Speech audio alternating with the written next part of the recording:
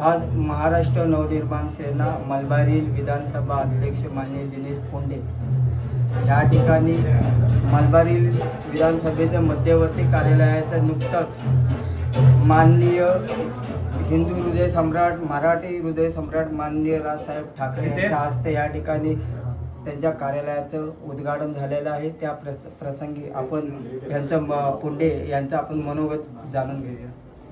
खूप आनंदाचा क्षण आहे हा मलबारी विधानसभेसाठी। राजसाहेबांचे पाय या विधानसभेला हात लागलेले आहेत निवडणुकीच्या निमित्ताने आणि आज या कार्यालयाचं साहेबांच्या हस्ते उद्घाटन झालेलं आहे। हे कार्यालय म्हणजे आमच्याकडे एक मंदिरच आहे महाराष्ट्र सैनिकांसाठी आणि जसं मंदिरामध्ये जशा काही गोष्टी असतात त्याप्रमाणे आम्ही ह्या कार्यालयाच्या माध्यमातून जनतेची सेवा करण्याचा प्रयत्न करू आणि राजसाहेबांना अभिप्रेत असलेला महाराष्ट्र नवनिर्माण सेना पक्ष मलबारी विधानसभेत कसा वाढवता येईल यासाठी आम्ही जोरदार मेहनत करू। जेव्हापासून आपली नियुक्ती झालेली आहे तेव्हापासून आपण फेरीवाल्यांचा विषय असो या हातगाडीचा विषय असो महाराष्ट्र नवनिर्माण सेनेचे मलबारीमध्ये जे मराठी जे बांधव आहेत त्यांची खूप अपेक्षा आहेत। एक नुकताच एक प्रदूषणावरती एक विषय सर्व चर्चेला विभागामध्ये जे जनता आहे त्यांच्यामध्ये आणि तो म्हणजे सध्या रस्त्याचे कामं सुरू आहे, वाहतूक कोंडी आहे।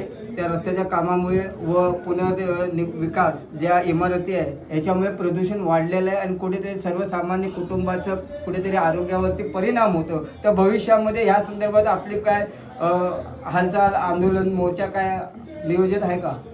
बघा, आमचा पक्ष मराठी माणसांसाठी आजपर्यंत कायम लढत आलेला आहे आणि ह्या मलबारी विधानसभेतील गिरगाव, ताडदेव, खेतवाडी, नाना चौक, ग्रँड रोड, वाळकेश्वर, बाणगंगा, महालक्ष्मी मंदिर ह्या सगळ्या परिसरामध्ये जे आमचे मराठी बांधव आहेत त्यांच्या प्रत्येक अडचणींसाठी आम्हाला जे करता येईल ते आम्ही करणार आहोत। तसेच आता तुम्ही जसं सांगितलं की हातगाडींचा विषय किंवा इतर मराठी गुजराती हे विषय, तर या विषयासाठी आम्ही कायमच लढत राहू, सत्ता असो ना तर नसो।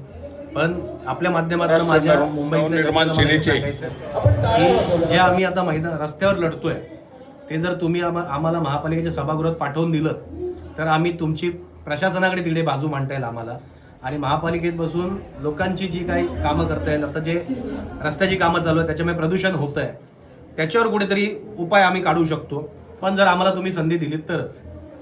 येणाऱ्या महानगरपालिकेमध्ये आपण कसं रणनीती कशी तो पक्षाच्या नेत्यांचा सन्मानाचे राजसाहेब यांचा विषय आहे त्यामुळे त्या विषयावर काही जास्त बोलता येणार नाही, पण साहेब आम्हाला जो आदेश देतील त्या आदेशाप्रमाणे आम्ही काम करू। हे होते रोकटोक आपल्यासोबत मलबारी विधानसभेचे अध्यक्ष दिनेश भाऊ पोंडे यांनी सांगितलं की हे महाराष्ट्र नवनिर्माण सेना हा पक्ष नेहमी मराठी जनतेच्या मागेच राहणार आणि भविष्यामध्ये बघूया प्रदूषणावरती हे कोणता तोडगा काढतात।